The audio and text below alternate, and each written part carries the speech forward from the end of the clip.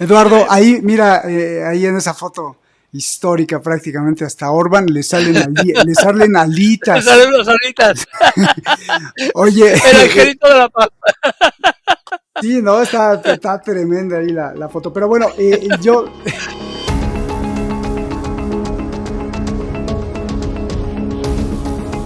Tiene otro grave problema que no ha salido en ningún sitio y que yo lo sacamos aquí, no sé si como una primacía, ¿no?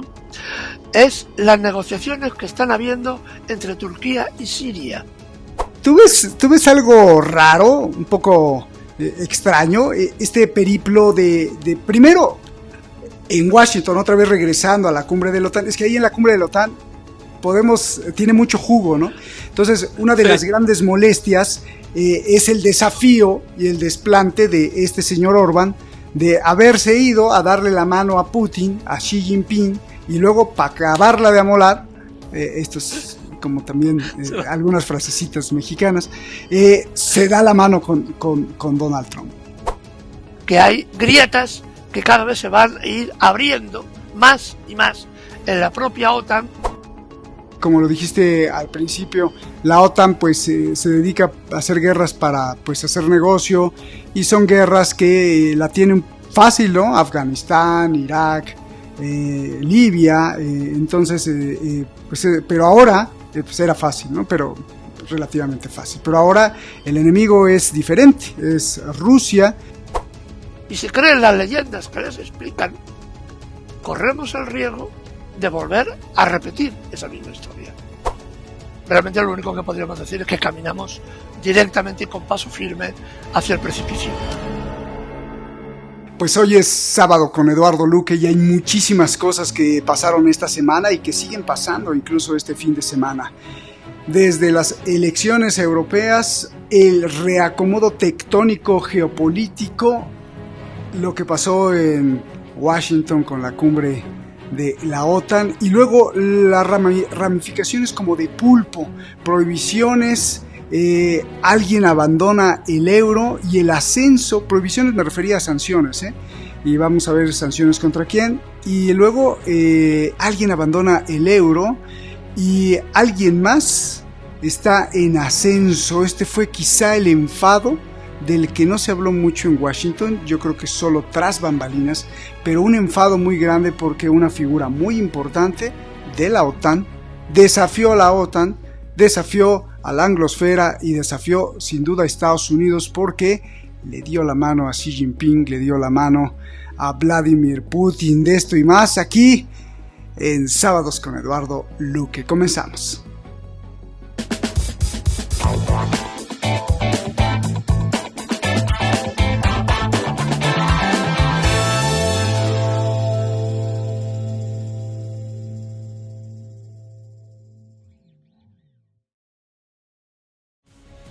Además ya sabemos que Eduardo Luque viene pues armado con todo, con esta parte que es muy amena de cómo nos va explicando las cosas, de la parte profunda, analítica, claro, de sus conocimientos, y bueno, a veces hasta caricaturas o poemas nos trae. Eduardo, qué gusto saludarte en este sábado.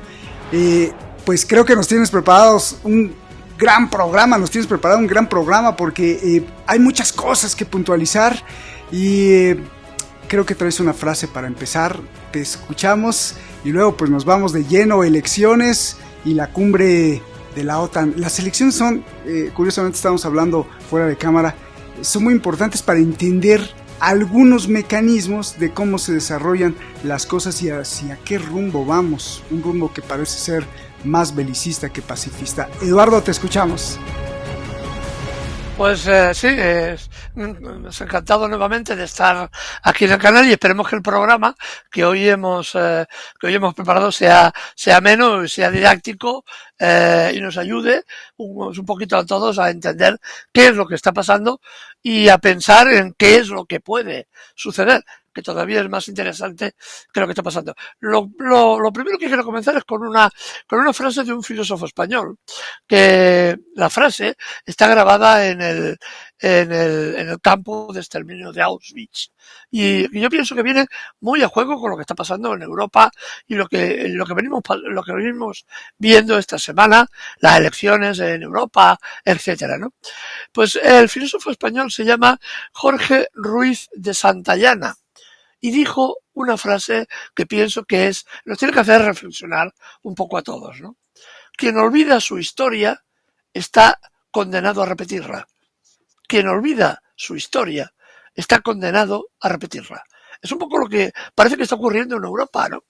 Porque Europa ha olvidado su historia, se ha manipulado su historia, de tal forma que la sociedad europea ha creído lo que Hollywood, por ejemplo, le ha explicado sobre el mundo después de la Segunda Guerra Mundial, y esta visión de Hollywood es la que está paralizando a gran parte de la sociedad europea para que no se dé cuenta del riesgo que estamos corriendo, y la cumbre de la OTAN estos días que acabó ayer, que acabó anteayer, perdón, día 11, representa un enorme riesgo para el conjunto de la sociedad europea, ¿no?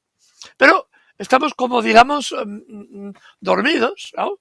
Con una imagen que nos han proyectado, que nos han imbuido, que nos han metido en la cabeza de lo que es y de lo que está pasando en Europa. Lo primero, una reflexión muy corta, ¿no? Lo que pensábamos que sucedería en Francia, porque todas las encuestas nos daban a entender eso, no ha sucedido finalmente, lo cual es una buena noticia, lo cual es una magnífica noticia que la extrema derecha haya sufrido el primer gran revés de un avance prácticamente majestuoso, ¿no? Que tenían diversas elecciones en Europa y que veíamos como ya 8 países tenían en sus ejecutivos miembros de la extrema derecha gobernando en Europa, ¿no? Y ya no hablemos de otros personajes a los cuales nos referiremos de la Unión Europea, los nuevos líderes de la Unión Europea y de la Unión y de la OTAN.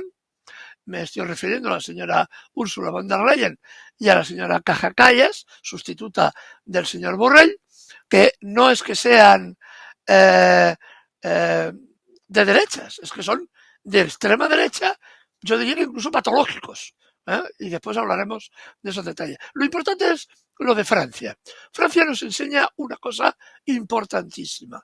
Por eso se han roto las encuestas. Y el Frente Popular, es decir, la izquierda, ha ganado las elecciones.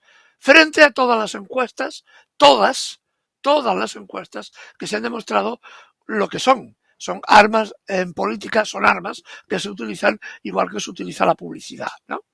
Y el Frente Popular ha ganado. A pesar de todo.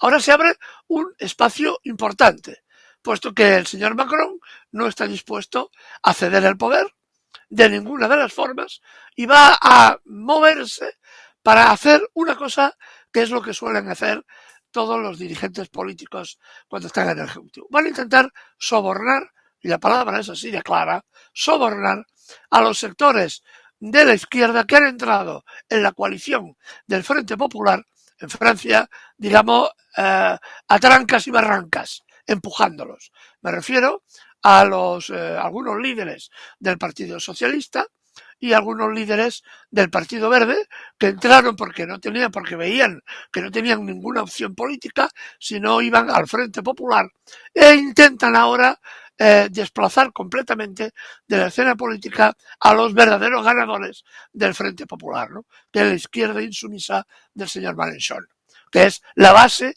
del Frente Popular. Ahora vamos a ver cómo el macronismo va a intentar generar este desgaje de diputados del Partido Socialista y de los Verdes, que son susceptibles, muy susceptibles a cambiar de bando cuando, digamos, se les gratifica correctamente y se les da aquello que piden para su salvación personal, y es la maniobra que va a intentar el señor Macron. Es por eso que la extrema derecha todavía no haya alcanzado el poder en Francia. Depende cómo la derecha de Macron evolucione, podemos ver cómo la extrema derecha aún tiene muchas opciones de ganar las elecciones habiéndolas perdido, que parece una contradicción, pero no lo es. En política tú puedes perder unas elecciones y acabar ganando el Ejecutivo, y sobre todo con el sistema electoral de Francia. Enseñanza importantísima de Francia, lo más importante, al margen del resultado electoral. Cuando la población se mueve, cuando la gente toma las calles, cuando la gente se organiza, es posible cambiar las cosas. Esto es la gran enseñanza francesa. La enorme movilización desde la primera a la segunda vuelta en Francia es la clave para que haya dado una vuelta completa el panorama político francés. Esta es la gran enseñanza y la podemos contraponer a la enseñanza que también la han ariado de forma muy importante en los medios occidentales, que ha sido la victoria de esa izquierda, entre comillas, laborista, en Inglaterra. Es lo que podríamos definir como el gatopardismo, es decir, el gatopardismo, ¿no? Es decir, cambiarlo todo para que no cambie nada. Ahora es el primer ministro, el señor Steinmeier, resulta de que la investigación que han sacado los periodistas de investigación de Inglaterra y Reino Unido demuestran que había sido financiado por el lobby israelita a través de diversos mecanismos ya instaurados en Inglaterra y que siempre habían ayudado a que la política inglesa fuera en beneficio del régimen de Israel, ¿no?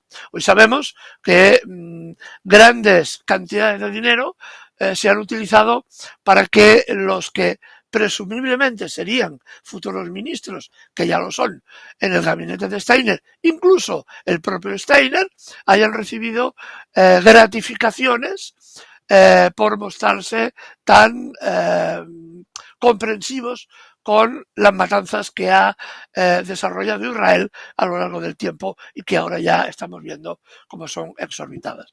La primera posición del gobierno inglés sobre el genocidio ha sido sí, no, sí, pero no, pero lo contrario es lo que digo, no me hagas caso de lo que digo porque no sé qué estoy diciendo. Esta es la posición del gobierno inglés. Es decir, nada.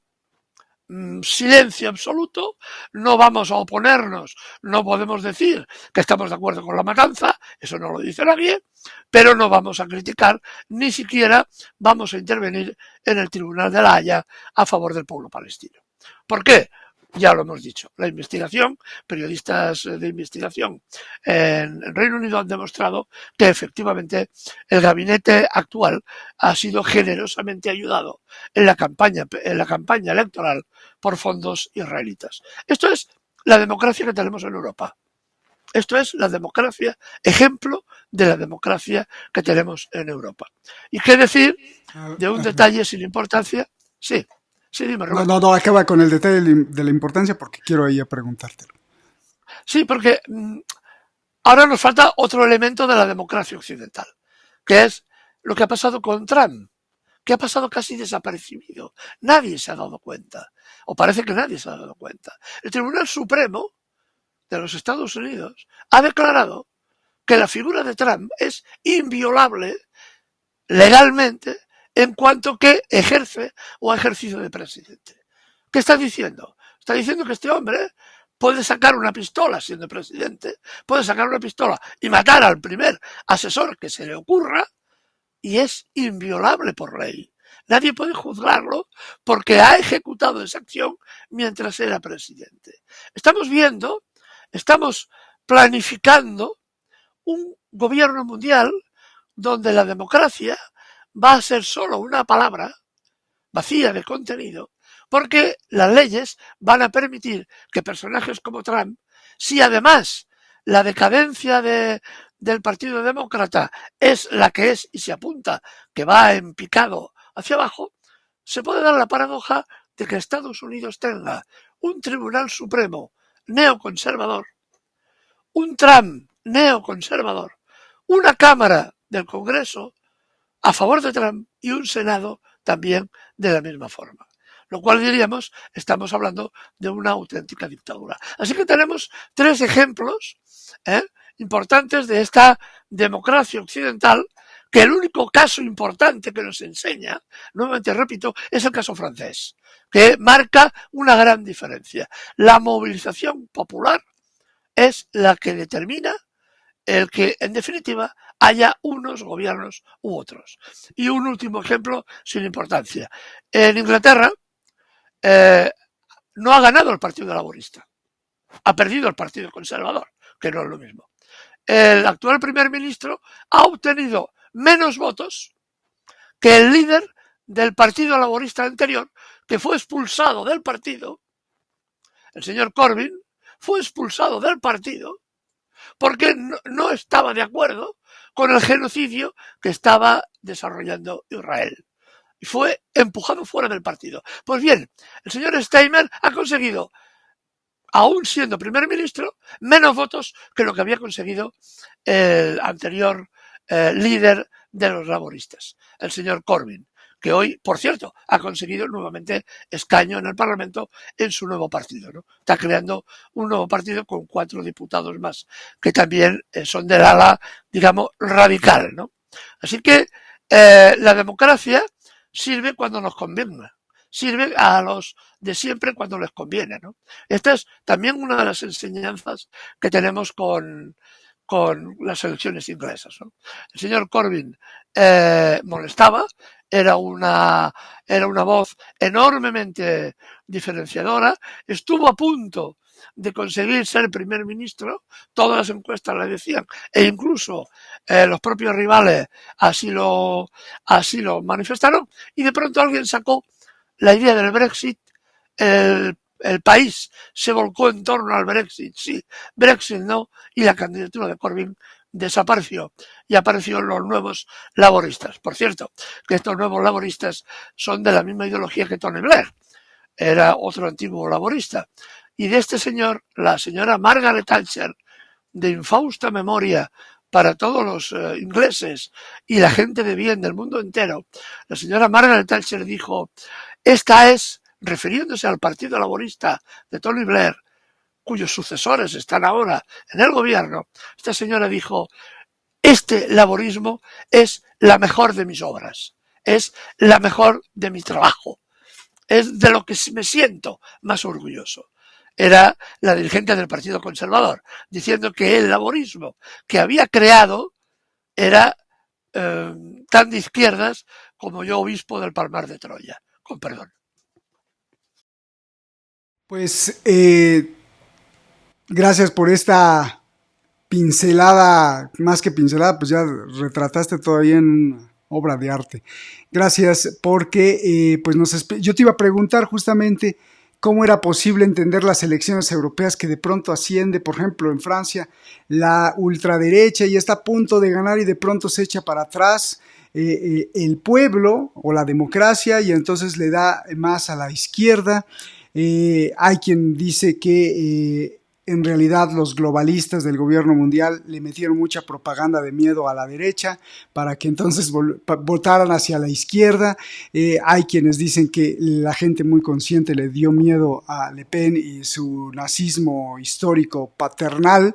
En fin, pero bueno, ya nos explicaste que esta política inversa, y fíjate, yo no lo iba a imaginar, que Israel le apuesta mucho a la política inversa y finalmente todos los cambios que pasaron fueron para que no pasara nada. Y entonces aquí sí viene ya la pregunta de tu punto de fondo. Esto parecería ser que prepararon todo ideológica y políticamente para que en Washington se diera una cumbre finalmente con cierta unidad. Todos a favor de Ucrania y todos contra Rusia. No sé si más o menos vaya por ahí y tenga que ver esto, y ya centrándonos en Washington, en lo que pasó y en la cumbre de la alianza militar, pues hay muchas cosas que analizar, ¿no? Por un lado está pues este show grotesco verdaderamente grotesco, como a un Biden que presenta a Zelensky como justamente el contrario, como Putin, es que es como para llorar si fueras de la familia Biden, ¿no? Y es como para reírse a carcajadas desde Putin, Xi Jinping y todo el mundo, prácticamente todo el mundo es como para reírse de Biden y también para el pobre pueblo estadounidense, ¿no? Porque algunos que tengan buena fe en el pueblo estadounidense, pues es como para lamentarse y decir, este presidente representa a Estados Unidos y este presidente puede de alguna forma activar ciertos mecanismos negativos, no solo para Estados Unidos, sino para el mundo entero por su estupidez. Pero bueno, ese es de un lado lo grotesco y del otro lado lo profundo, pues hay muchas cosas, ¿no? No sé por cuál quieras empezar, pero hay cosas que son, y tú lo sabes, muy relevantes, como el pavor que tuvieron en Washington por China, y no porque le vendiera armas a Rusia, sino porque según ellos es China quien se ha convertido en el motor económico, según la OTAN, de Putin para pues que no lo puedan vencer en Ucrania. Para eso, para empezar, ¿no? Y para continuar, pues las declaraciones temerarias de Biden a través también de su portavoz, este señor que Kirby, que dijo que Putin no va a aguantar, que Putin no va a aguantar la guerra. Y bueno, el enemigo a vencer fue ahí, más que nadie, Vladimir Putin. ¿Qué pasó en Washington desde tu punto de vista? Por favor, te pedimos esa explicación, Eduardo. Pues, a ver, pasaron varias cosas. La fundamental es que no pasó nada. Porque en realidad no pasó gran cosa. Se había montado un escenario, un teatrillo, porque el señor Biden necesitaba reforzar su imagen de líder carismático, un señor que todavía está en su capacidad, que tiene capacidad cognitiva de dirigir este teatro y de estar al frente del escenario. Y en el momento más solemne, hace un ridículo monstruoso. Efectivamente, cuando tú decías que se reían desde Moscú a Pekín, pasando por Vladivostok, es absolutamente cierto, ¿no? Todo se ha ido al garete, en cierta forma, porque finalmente la OTAN no ha decidido nada que ya no tuviera decidido. Por eso digo que no ha pasado nada más que lo que ya pasaba. Es decir, ahora vemos los dirigentes europeos como un día sí y un día no, dicen lo contrario que lo que dijeron antes, ¿no? Vamos a permitir que misiles de largo alcance alcancen el centro de Rusia, ataquen a Rusia, y acto seguido los laboristas ingleses dicen que eso no es verdad, que ellos no lo han dicho, que ellos pasaban por allá y que ellos no... a la que Rusia dice, ojito, que te voy a considerar como blanco prioritario y mis submarinos están por ahí dando vueltas, el otro dice, hombre, pues mira, de lo que digo, pues no sé qué vamos a hacer, ¿no? Y entonces llega el señor Biden no dice nada, es una figura astral, está por allí, la sacan como una momia, como la momia de Ramsés, la exponen en los focos para que intente decir algo que el teleprompter escribe y evitar y rogar a los dioses para que no se equivoque y no haga mucho más el ridículo, ¿no? Pero bueno, eso ya vemos que ni así sirve, ¿no? Entonces sacan a este señor y dice que va a permitir que misiles de largo alcance, eso ya son palabras mayores, se instalen en Alemania en el año 26, de aquí a 2 años. Eso ya son palabras muy mayores porque está hablando de misiles balísticos de largo alcance que podrían alcanzar perfectamente Moscú. Y Alemania, el canciller alemán, dice amén a lo que diga Estados Unidos, entre otras cosas, porque las bases militares de Estados Unidos en Alemania no son territorio alemán, son territorio de Estados Unidos. Por tanto, Estados Unidos puede hacer y deshacer prácticamente lo que quiera, porque evidentemente ha tenido políticos complacientes que le han permitido hacer, y el señor Scholz es un político enormemente complaciente. ¿Qué más se ha dicho en la cumbre? Se ha dicho que se darán 40.000 millones el año que viene se comenzarán a hablar de 40.000 millones, ya sabemos cómo es esto, con una condición. La OTAN necesita sangre, es un vampiro, y necesita que Ucrania haga una ofensiva donde sea, para conseguir algo de territorio para poder vender a la OTAN, que la OTAN venda a su población que están ganando la guerra en Ucrania. Solo que hay una paradoja.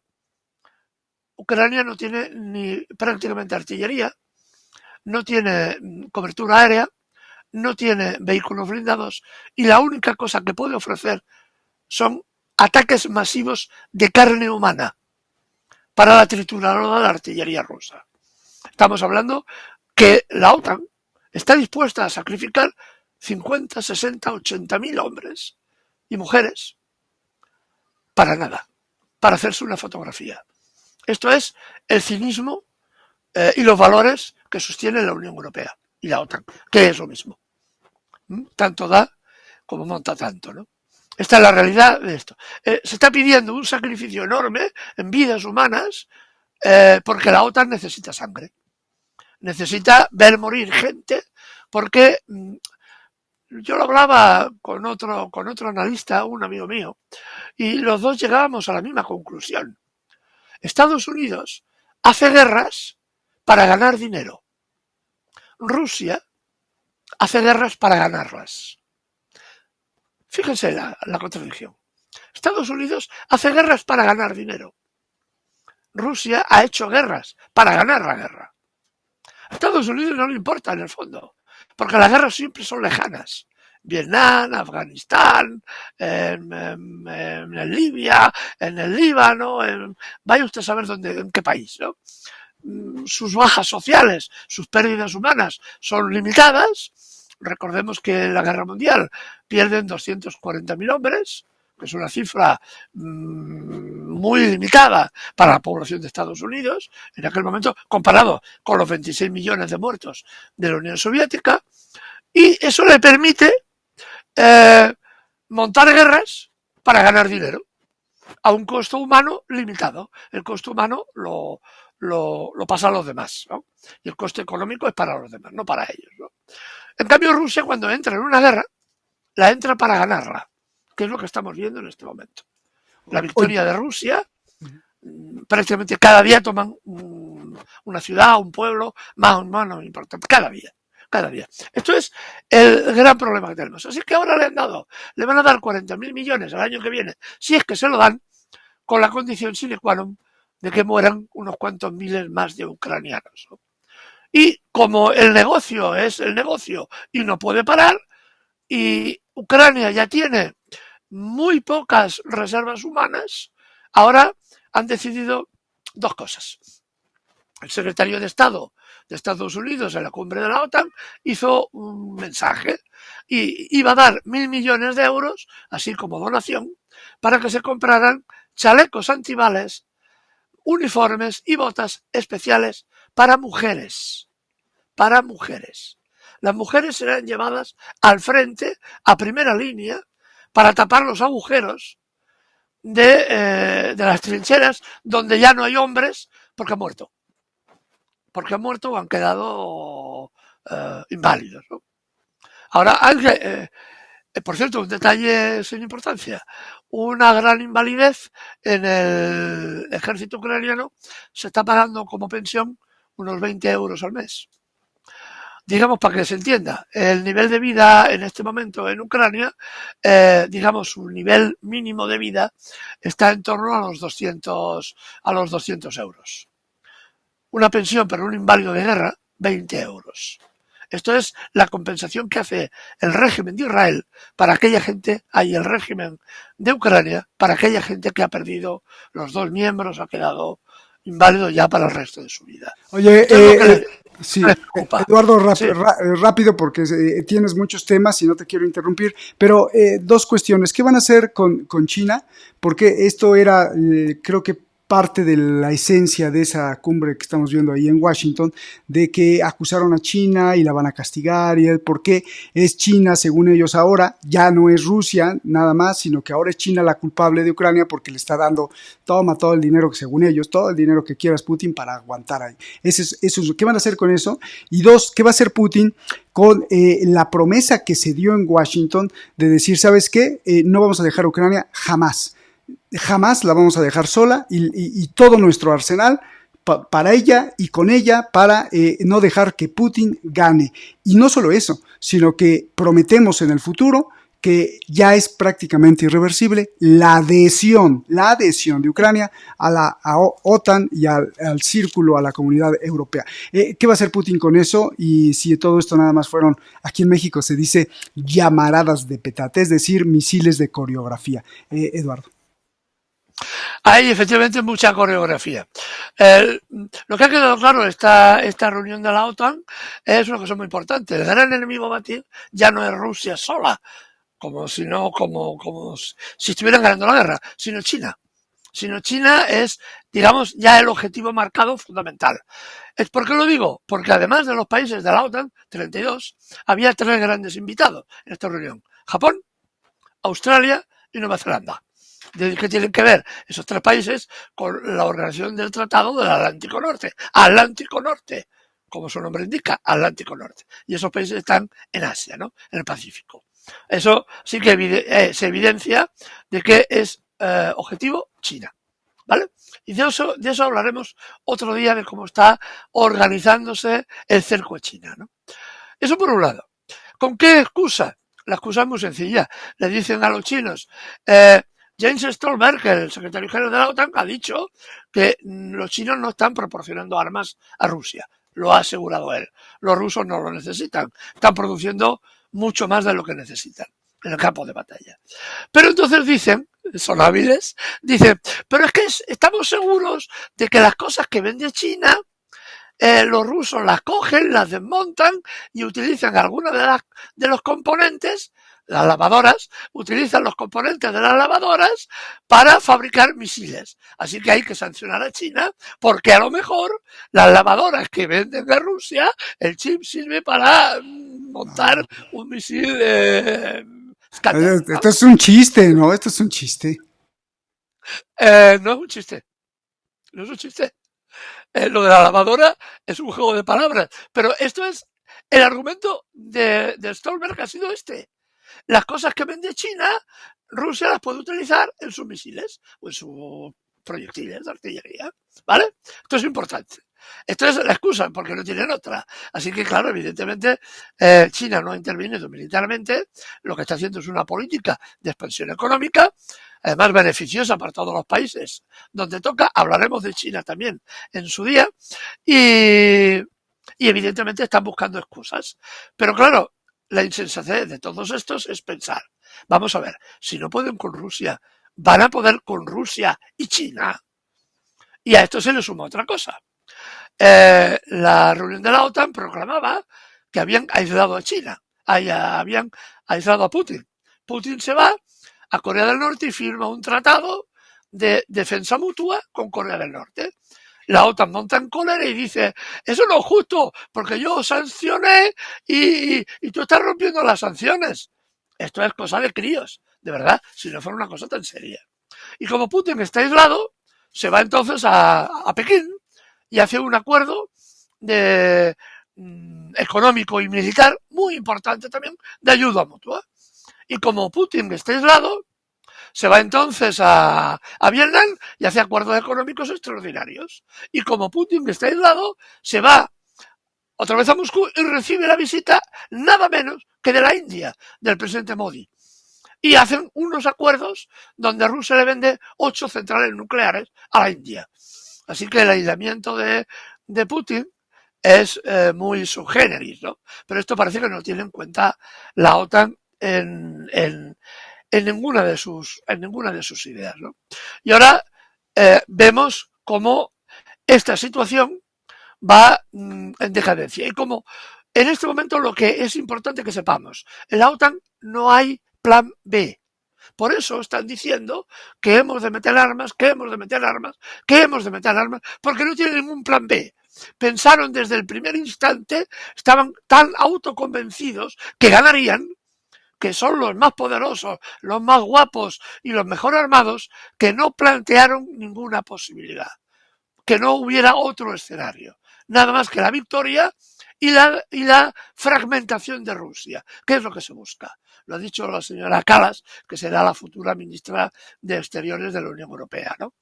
Eso es lo que ha dicho, ¿no? Que hay que fragmentar a Rusia para quedarnos con sus riquezas. Esto último no lo dijo un senador de Estados Unidos. Pero esta es la realidad. La OTAN no tiene plan B, no tiene ninguna alternativa a lo que está pasando y se ve que está retrocediendo continuamente en el campo de batalla. Y aquí apunto una paradoja.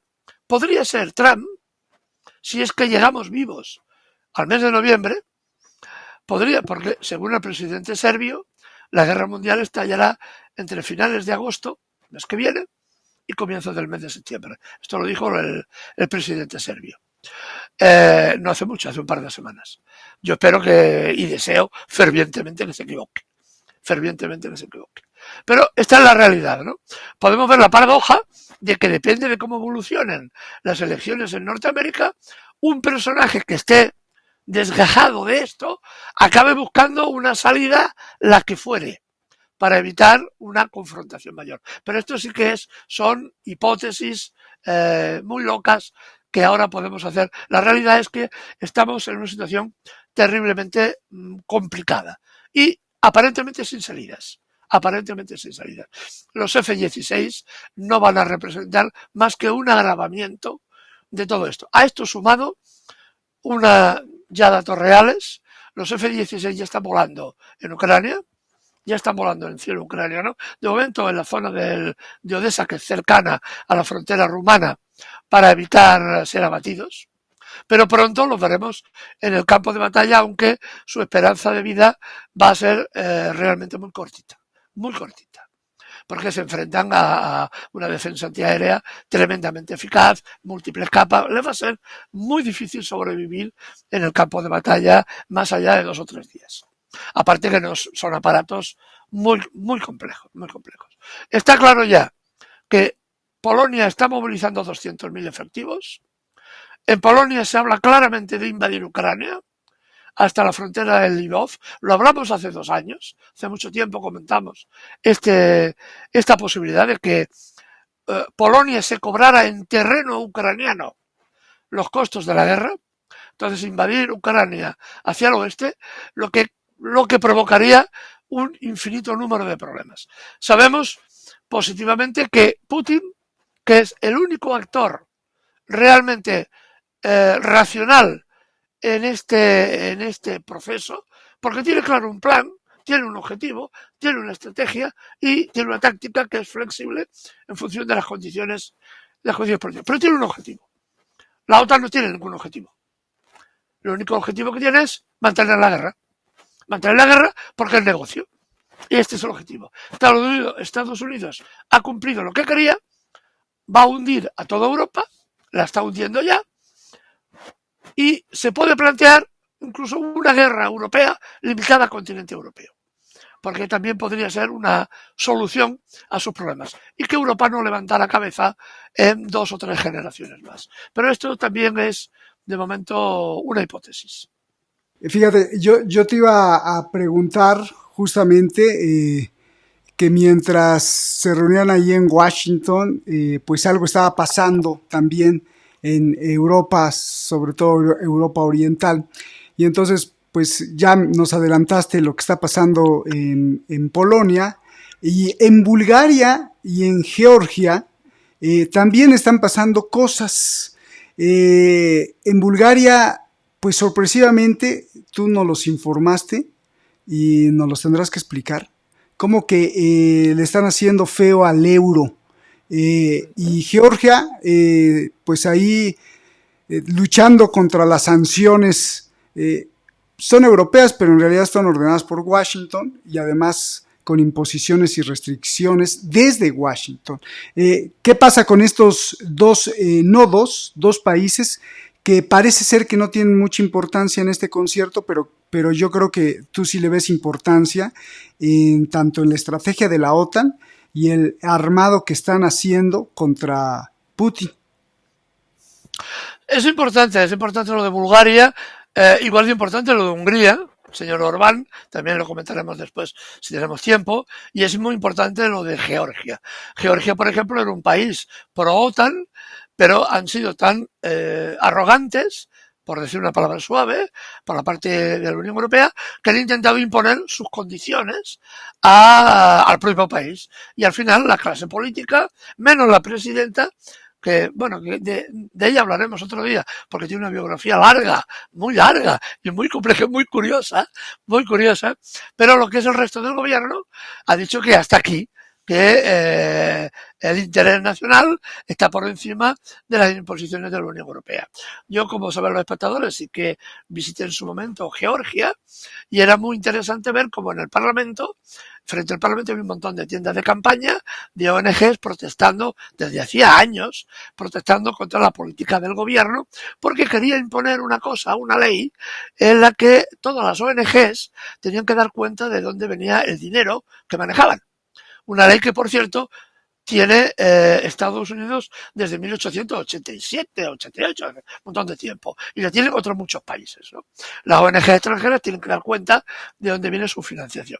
Pues bien, estas ONGs evidentemente no querían eso, armaron un buen lío, incluso intentaron tomar el Parlamento, fracasaron, y la reacción del gobierno ha sido imponer la ley, y ahora la Unión Europea, como hace una ley que no les gusta, sancionan a Georgia. Pero son tan inteligentes que han ocasionado con eso que Georgia se ponga del lado ruso. En lugar de hacerlo de otra forma más inteligente, la Unión Europea no da para tanto. Ursula von der Leyen es un peligro incluso para la propia Unión Europea, ¿no?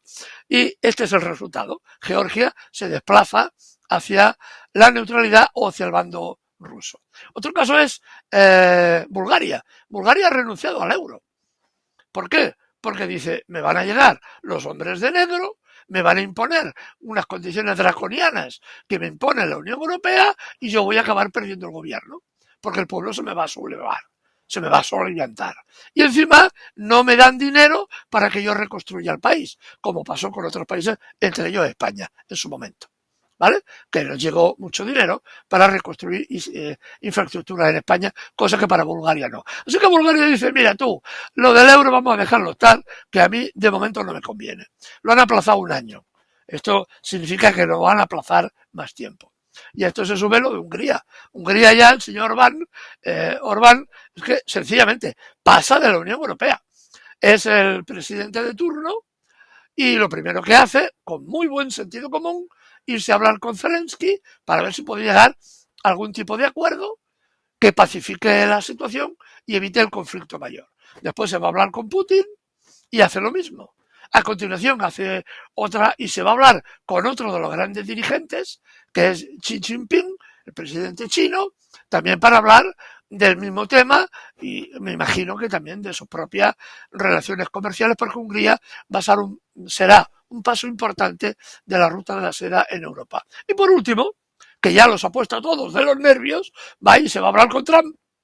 ¿Por qué? Porque Trump él reconoce que Trump es el futuro ganador y le interesa que Trump pues entienda lo que él le explica y sus nervios respecto a una guerra que también para su país es desastrosa. ¿Esto qué significa? Que la Unión Europea tiene grietas muy importantes que se le están abriendo.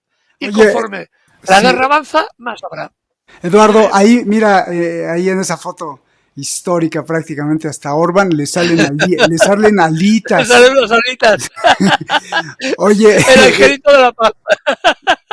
Sí, no, está tremenda ahí la foto. Pero bueno, mi pregunta es, ¿tú ves algo raro, un poco extraño, este periplo de primero en Washington, otra vez regresando a la cumbre de la OTAN? Es que ahí en la cumbre de la OTAN tiene mucho jugo, ¿no?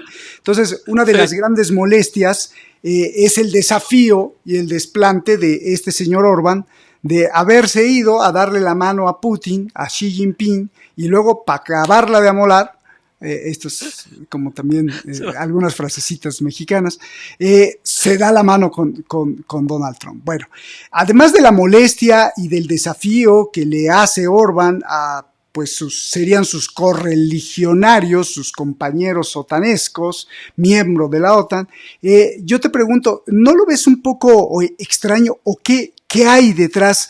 Porque este viaje, Putin, Xi Jinping, Donald Trump, de Orbán, elemento importante de la OTAN, miembro, ¿es un presagio de algo? Se llevaron mensajes, es decir, Putin le dijo y Xi Jinping llévale este mensaje a Trump, o sea, hay como para pensar mal, o no sé qué piensas tú. Sí, bueno, más que mensajes, lo que se sucede en estos momentos es que los personajes escuchan. Porque el gran problema que tenemos entre Rusia y la Unión Europea es que no hay canales de comunicación. Los únicos canales son los insultos de unos y otros a través de los medios de comunicación. Entonces, claro, no hay esa interlocución de decir, oye, mira, yo pienso esto y ¿por qué no buscamos una salida por aquí o buscamos una salida por allá? Esto no existe, ¿no? Pero es que además, la OTAN, además del señor Orbán y de lo que está pasando con Bulgaria, tiene otro grave problema que no ha salido en ningún sitio y que lo sacamos aquí, no sé si como una primacía, ¿no? Es las negociaciones que están habiendo entre Turquía y Siria. Turquía y Siria están buscando la paz, porque Turquía ya se ha inclinado claramente del lado de los países BRICS. Y esto no es una cosa menor, porque es el ejército más poderoso dentro de la OTAN en número de efectivos y en preparación. Y que Erdogan, el presidente turco, esté negociando directamente ya su integración en los BRICS y dejar de lado el lado otanesco, como tú dices, efectivamente, esto es muy importante. ¿Cuál es la condición para entrar en los BRICS? Una condición que impuso China y Rusia, sobre todo Rusia. Un acuerdo pacífico, un acuerdo de paz entre Siria y Turquía, que ha mantenido una guerra durante 10 años utilizando a los miembros de una guerrilla independentista, PKK, y de grupos terroristas, esto del ISIS, que habían ocupado una franja del norte de Siria. Esto es lo que se está negociando. Y el ejército turco se está replegando de esta zona y, en paralelo, el ejército sirio está machacando a los grupos terroristas del ISIS que estaban afincados en el norte del país. Esto es fruto también de las conversaciones entre Erdogan y Al-Assad. Esto también es un problema enorme para la OTAN, porque si Hungría o Bulgaria son países importantes en la OTAN, no digamos de Turquía, que es uno de los países en población más importantes de la OTAN y en recursos humanos en cuanto a ejército. Y aparte de su posición estratégica entre Asia y Europa, Turquía es una de las claves también de lo que va a ocurrir a la OTAN y de lo que va a ocurrir indirectamente a la Unión Europea, ¿no? Y esto es una de las cosas que no se hablan, ¿no? Pero que se está moviendo también Oriente Medio, igual que se mueve Bulgaria, igual que se mueve Hungría. Por eso yo decía que hay grietas que cada vez se van a ir abriendo más y más en la propia OTAN y en la propia Unión Europea, que tiene, si la guerra avanza y concluye con una victoria rusa, va a tener gravísimos problemas para sobrevivir. Esto también se puede vaticinar ya. Claro, y esto es también porque, bueno, como lo dijiste al principio, la OTAN pues se dedica a hacer guerras para pues hacer negocio y son guerras que la tienen fácil, ¿no? Afganistán, Irak, Libia, entonces, pues, pero ahora pues era fácil, ¿no? Pero relativamente fácil. Pero ahora el enemigo es diferente, es Rusia, y por mucho que el campo de batalla sea Ucrania, pues es prácticamente Rusia al que tienen enfrente. Entonces, pues las cosas cambian. Todo esto que dijiste sobre las fracturas que se van abriendo, que las grietas se van expandiendo como humedad dentro de la OTAN, pues desemboca a la pregunta final y al punto final de tu exposición. Eduardo, pasos a la guerra, cómo estas fracturas, cómo los periplos que hace Orbán, cómo las tonterías que hace Biden, cómo el miedo o las declaraciones de terror de que él tiene, terror de Jens Stoltenberg, el secretario general de la OTAN, cómo todos los movimientos nos están encaminando en los pasos a seguir hacia la guerra, y te pregunto, o al revés, ¿hacia la paz o hacia qué? Por favor, Eduardo. Desde luego, si cogemos lo que ahora mismo ha salido, los nuevos representantes de la Unión Europea y de la OTAN que han sido elegidos, bueno, o entrarán ahora en el puesto, realmente lo único que podríamos decir es que caminamos directamente y con paso firme hacia el precipicio. Estábamos al borde del precipicio y estamos a punto de dar el siguiente paso. Esto es la realidad. Ha sido elegido para secretario general de la OTAN Mark Rutte, un personaje que ha tenido muy controvertido en su país, sobre todo por el tema de la inmigración, donde, digamos, mientras mandaba, se produjo uno de los mayores escándalos de la inmigración, de que los inmigrantes tenían que pagar dinero para estar en el país. Sacó una ley que después la ley no era legal, se echó para atrás la ley y la gente ya había pagado miles de euros para poder permanecer en el país. El responsable era él y la gente perdió el dinero y está en la misma situación que estaban, ¿no? Y este es el personaje que han escogido para secretario general de la OTAN, ¿no? Por cierto, un detalle sin importancia. Jens Stoltenberg, ahora, antes de ser secretario general de la OTAN, el que ahora está y que acabará el 1 de octubre, su mandato de 10 años, antes había sido director de una ONG que se encargaba sobre todo de intermediar en la vacunación de los países pobres y en Europa. Por cierto, nadie sabe si esta ONG la dejó cuando ascendió al cargo de secretario general o todavía tiene algún control sobre ella. Esto es un debate que se ha soslayado, nadie ha dicho nada. Pero lo que es interesante es lo que hemos sabido ahora. Ya tiene trabajo. Este señor no se va a la jubilación. Lo han nombrado alto ejecutivo de uno de los mayores bancos de inversión que tiene intereses, a ver si lo adivinan ustedes, en las fábricas de armas. Así que los armamentísticos, las empresas de armamento, lo que están haciendo es compensar al señor Stoltenberg por el trabajo bien hecho. El trabajo bien hecho ha significado la muerte de cerca de 500.000 de ucranianos. Esto es lo que este señor ha estado ayudando a hacer.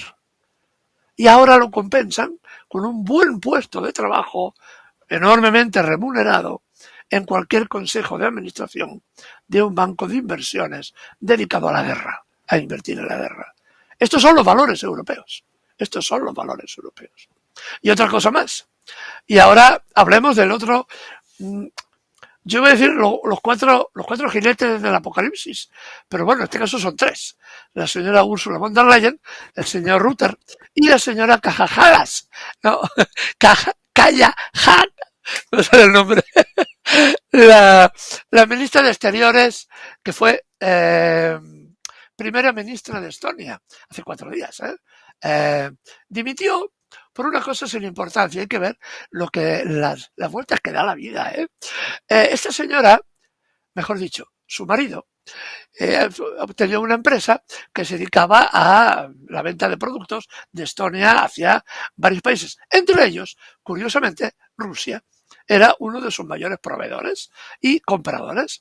Entonces, esta señora la prensa estoniana sacó a la luz un caso muy feo, muy feíto, muy feíto. Esta señora decía, cuando era primera ministra de Estonia, que ella quería comerse a los rusos por la mañana, en el desayuno. Lo dijo en una intervención una señora que no tiene muy buen juicio, como podemos ver, pero bueno, lo dijo públicamente. Pero lo que ocultaba era que su marido tenía negocios, esta empresa vendía a Rusia, vendía productos, por cierto, que podían ser utilizados como armas como productos de doble uso, civil y militar, ¿no? Bueno, pues esta señora el marido de esta señora mantuvo el negocio desde febrero-marzo del 2022 hasta agosto,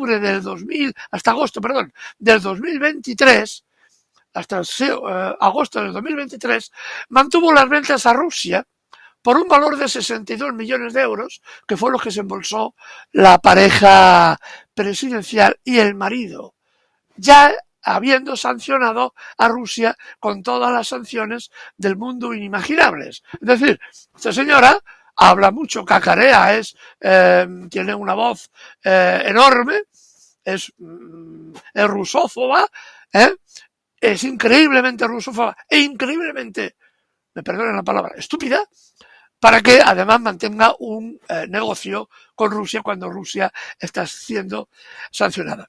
Y también, y añado otro detalle, por aquello para el chismorreo del final del programa, ¿no? Esta señora era hija de su padre, evidentemente. ¿Quién era su padre? Su padre era un señor que se llama Kallas y que fue nada menos que el secretario general del Partido Comunista de Estonia. Secretario general del Partido Comunista de Estonia y estuvo en la Duma soviética en la época de la URSS. Después, cuando acabó, se desintegró todo, se cayó del caballo como San Pablo de Tarso, vio la luz del capitalismo y entonces se convirtió al neoliberalismo más duro y más extremo. Y entonces se hizo director de un banco de inversiones muy poderoso que nos imaginamos, aprovechó los contactos que tenía en el anterior régimen para seguir medrando. Y entonces aparece la hija. La hija hace unas declaraciones públicas llorando, poco menos, hace muy pocos días, si no hubiera sido tan triste era para echarse a reír, diciendo que ella lo pasó muy mal en el régimen soviético. Imagínense, la hija del secretario general del Partido Comunista lo iba a pasar mal. Bien, ¿por qué lo pasó tan mal? Porque la pobre, cuando era pequeñita, no le daban dulces, le daban leche agria, comía leche agria. Por cierto, la leche agria es el yogur y es un plato típico de toda la zona. Los que hemos visitado esos países siempre en sus diversas formas, el yogur siempre se come. ¿Qué es leche agria? Como no podía justificar frente a las preguntas de los periodistas lo mal que había vivido, no se le ocurrió nada más que ese ejemplo. Esto es un ejemplo de los políticos que tenemos. Y apunto la última, de verdad. La señora Ursula von der Leyen, otro personaje, o el tercer jinete del apocalipsis. Eran 4, pero aquí tenemos 3. El tercer jinete del apocalipsis. Para reafirmar su dirección a la que quiere llevar a la Unión Europea, no se le ocurre otra cosa que en el momento en que ya prácticamente ha sido bendecida por los dirigentes europeos, nadie la ha votado y posiblemente seguirá siendo la nueva presidenta de la Comisión, lo hace dentro de un refugio finlandés, un refugio antiaéreo finlandés, y diciendo que no es tan malo vivir en refugios antiaéreos y que Europa se tiene que preparar para vivir en esas condiciones. Esto es lo que ha dicho la señora Ursula von der Leyen. Pues, por tanto, con ese personaje, con ese personal y con ese espectáculo, con esas ideas, realmente las posibilidades de que nos tiremos al precipicio son cada día más altas. Y un detalle más, la señora, que ya son más peligrosas, la señora Ursula von der Leyen ha propuesto que en Europa, y eso nos afecta a todos, se imponga la censura previa. La censura previa. Se va a elaborar una ley en la que se deberán, no sabemos todavía cómo se va a hacer, se deberán presentar los informes previos para que te autoricen determinadas emisiones o la publicación de determinados libros o determinados espacios. Volvemos a espacios de dictadura. Es lo que propone la señora Ursula von der Leyen. Con personajes como estos, es indiferente que gane la señora Le Pen en Francia, la extrema derecha, porque la extrema derecha ya la tenemos en la Comisión Europea. Exacto, qué gran jugada, qué jaque a la reina le diste en el ajedrez. Oye, Eduardo, y cuando estás hablando de que este señor ya tenía trabajo, me recordó lo que vivimos en el 2007-2008 con la crisis del AH1N1, que era la crisis de la gripe aviar, y después luego nos enteramos que era Donald Rumsfeld, el secretario de Defensa de Estados Unidos, que había invertido, o sea, digo, parte del entramado, que había invertido millones de dólares en los laboratorios Roche y Gilead Science, su prestanombre científico, para hacer Tamiflu, y el Tamiflu pues era para supuestamente contrarrestar a esta pandemia que empezó en China y en México, y pues todo era un movimiento militar solo para ganar negocios, digo, para ganar mucho dinero en un gran negocio de unos cuantos, ¿no? Y pasó de secretario de Defensa a inversor médico y luego a director de vacunas, imagínate nada más, y ahora se repite la historia, tal como decías tú, y esto pues nos desemboca a la cereza del pastel para que nos vayamos pues tristes y contentos por estar contigo y que nos haces el día o la noche con tu forma de describirnos las cosas.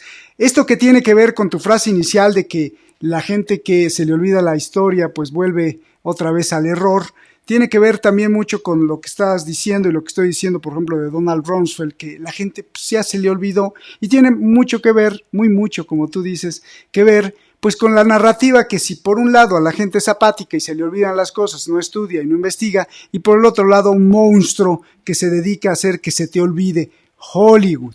Hollywood con las narrativas, Hollywood con las imágenes sobre todo, porque utiliza mucha imagen, te sientas al cine, te tomas unas palomitas, pero en las imágenes se te va borrando lo que realmente pasó y te van imponiendo. Tu cereza del pastel, y además, ¿por qué nos traes a Mafalda? Eduardo. Bueno, lo de Mafalda es porque realmente Kino es absolutamente genial, cómo puede enseñar las cosas con una viñeta, con dos viñetas, con una frase. Es mucho mejor que estar aquí a lo mejor en televisión explicando cosas serias y tal, que son muy complicadas.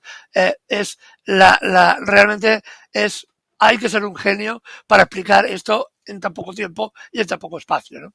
Lo que a otros nos cuesta horrores, este hombre es capaz de dibujarlo en 3, 4 viñetas y vale la pena porque Kino siempre ha sido una persona extraordinaria, ¿no?